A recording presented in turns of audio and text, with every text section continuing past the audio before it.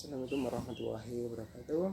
Alhamdulillahirabbil alamin wa bihi nasta'in wa ala umuri dunya waddin. Wassalatu wassalamu ala asyrofil anbiya'i wal mursalin wa ala alihi washabbihi ajmain. Yang terhormat Bapak Muhammad Sholeh MI dan seluruh rekan-rekan yang saya banggakan.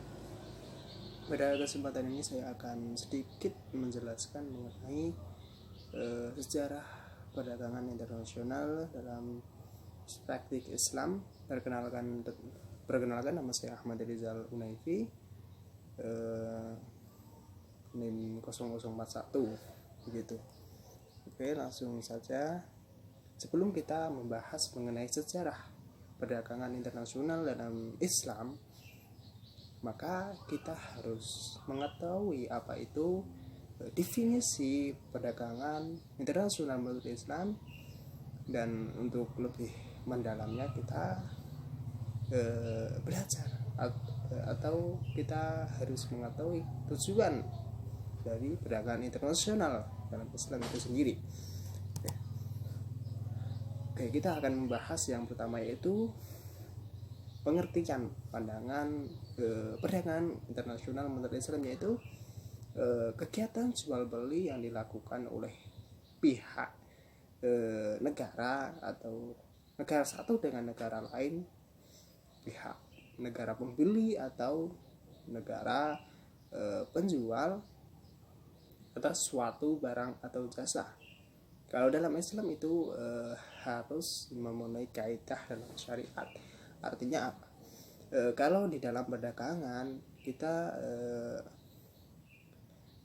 menganut hukum muamalah, atau ketika tidak ada hukum atau dalil yang melarang, maka tidak suatu perbuatan itu masih boleh dilakukan. Oke, begitu. Terlebih ketika contohnya begini, ketika ada dalil yang melarang adanya riba, maka dalam bermuamalah maka kita tidak boleh bermuamalah dalam Islam. Kita tidak boleh melakukan adanya riba. Kemudian ada horor, maka kita tidak boleh melakukan di dalamnya. Maka itu akan membedakan dalam Islam terus perdagangan internasional Islam dan perdagangan konvensional. Namun keduanya memiliki kesamaan, yaitu aktivitas jual beli dalam suatu wilayah negara dalam suatu produk atau jasa. Maka keduanya itu sangat penting dalam menyeimbangkan kerja perdagangan. Dan kalau di zaman sekarang itu namanya impor dan ekspor. Maka dalam perekonomian maka nilai neraca itu perdagangan itu harus imbang antara ekspor dan impor untuk memenuhi suatu kebutuhan dalam masyarakat suatu negara. Maka setelah kita mengetahui pengertiannya, maka kita harus mengetahui tujuan dari perdagangan internasional dalam Islam. Salah satunya yaitu menjaga dan mendukung kepentingan ekonomi masyarakat dengan memprioritaskan pemenuhan kebutuhan. Maka suatu perdagangan internasional itu harus memprioritaskan suatu kebutuhan, salah satunya kebutuhan pokok, maka itu harus terpenuhi. Kalau tidak boleh, maka suatu masyarakat itu masih tergolong masyarakat yang kurang makmur atau masyarakat miskin. Yang kedua, tujuan yang kedua yaitu kepastian keadilan dan pemerataan dari transaksi ekonomi dengan aturan syariat yang harus diberlakukan. Oke, yang ketiga, menguatkan umat dan melayani tujuan komunitas Islam dalam bekerjasama mencapai kesejahteraan global atau kesejahteraan dunia dalam Islam. Dalam perdagangan internasional atau perdagangan internasional itu sendiri dalam Islam dari sekarang itu sudah bermunculan berbagai komunitas atau organisasi besar internasional dalam Islam seperti OKI dan IDP. Indonesia sendiri juga sudah termasuk di situ. Oke. Setelah kita mengetahui pengertian dan tujuan, maka kita harus mengetahui seperti topik kita, yaitu sejarah perdagangan internasional Islam. Seperti kita ketahui bersama bahwa wilayah kita membagi, pertama itu pra kerasulan atau pra kenabian Nabi Muhammad, baginda Nabi Muhammad SAW. Kondisi Arab Saudi itu kering dan tandus, tidak ada tumbuh-tumbuhan yang lebat di dalamnya, maka suatu masyarakat dalam memenuhi kebutuhan, maka dalam petani itu tidak memungkinkan, ataupun kelautan perikanan begitu, maka tidak, di situ masih jauh dari namanya laut atau danau. Maka salah satu cara untuk memenuhi kebutuhan masyarakat atau dalam lingkungan Arab, terkhusus kaum Quraisy, maka jalur dagang atau dalam berdagang, maka itu adalah salah satu cara untuk memenuhi kebutuhan dalam menjalani hidup begitu. Di situ dalam Al-Quran, terus dalam surat Ibrahim, Nabi Ibrahim berdoa di situ, yang pada intinya bahwa sesungguhnya yang telah menembang keturunan di lembah yang tandus dekat rumah suci Ka'bah itu adalah kaum Quraisy begitu, sudah dari dulu.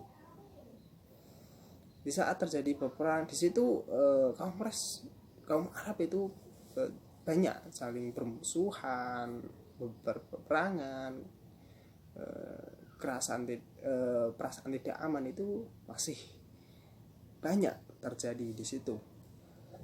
Maka dalam mendapatkan kehormatan sebagai pemimpin bangsa Arab, wilayah manapun mereka pergi berdagang, hingga Quraisy itu masih berdagang di beberapa tempat begitu. Okay.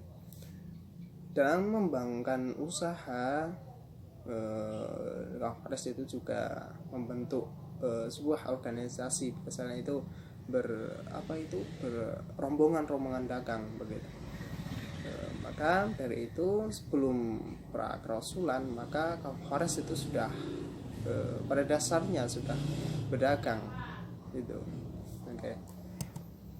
Setelah masa Rasul, setelah baginda Nabi besar Muhammad SAW sudah diangkat menjadi Rasul, maka dalam berdagang maka diletakkan dengan cara hukum-hukum syariat yang ada. Maaf ya. Maka dalam Islam itu sudah melarang adanya riba, kemudian gharar yang sebelumnya terjadi dalam masyarakat bangsa Arab itu harus dihilangkan. Kemudian dalam Al-Quran juga diterangkan bagaimana adanya zakat, sedekah dan sebagainya. Kemudian dalam pembagiannya kita, ketika harta kita dalam berdagang itu banyak, maka kita harus wajib berzakat. Kemudian untuk para fakir miskin, budak amil, kemudian mu'alaf dan golongan 8 itu yang seperti kita ketahui. Oke. Itulah pra Rasul. Maka dalam pra Rasul itu sudah ditempatkan atau dimasukkan ajaran-ajaran Islam, penghilangan riba, gharar begitu. Dalam perdagangan Islam di negara kita, terkhusus dalam wilayah Asia Tenggara, sebagai sejarawan meyakini bahwa Islam di Indonesia itu tersebar salah satunya melalui perdagangan yang terletak dari barat daya India yang melebar, yaitu yang kita ketahui Gujarat dan Benggala. Dan ribuan muslim di banyaknya mazhab Syafi'i dalam Indonesia itu sendiri, sampai sekarang mazhab Syafi'i masih mayoritas begitu. Oke, dalam penyerbuan Islam dari Selat Malaka ke arah benua India dan Cina, Kamboja, Vietnam, Laos, itu beberapa jalur. Juga pada pedagang muslim India keturunan Tamil yang berada di Aceh dan Sumatera Utara, juga seorang dari Syah yang aslinya dari India, yang melebarkan penyebaran Islam di wilayah Asia Tenggara. Begitu bahwa perdagangan internasional dalam Islam di Indonesia itu salah satunya mulai perdagangan, ya begitu. Sampai sekarang perdagangan internasional sudah marak terjadi dan biasa, sampai-sampai kita juga sudah bisa impor sendiri dari luar negeri. Sekian dari saya, terima kasih.